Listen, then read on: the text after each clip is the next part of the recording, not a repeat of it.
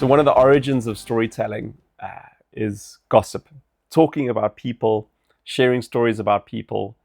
And gossip was effectively a way of reinforcing our values, finding people with like-minded ideas, or trying to identify individuals that were different to you and you didn't want to associate.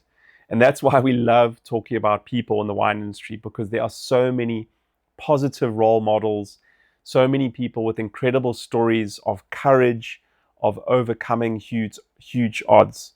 So all the way from an individual that might be protecting the legacy and heritage of a seventh generation winery.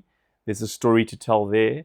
But then you have this beautiful cohort of first generation winemakers in South Africa. So one of the people stories I enjoy the most is that of Pracy Dlamini. Pracy Dlamini is the winemaker and co-owner of Her Family Wines. And she grew up in KZN, amongst the sugarcane. I've got lots of great friends in KZN, and they will forgive me for saying it's not exactly the mecca of wine consumption or appreciation in South Africa, but certainly growing in that direction.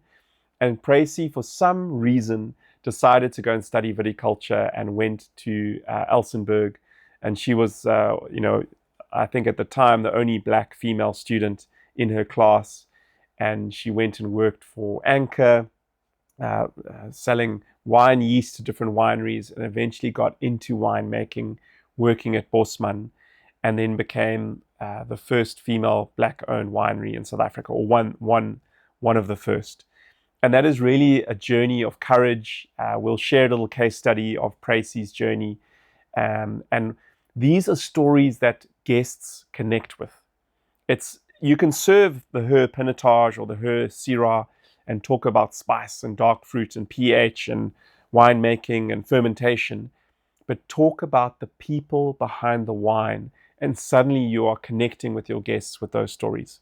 So let's explore a few case studies of people, and you can then put that storytelling into practice.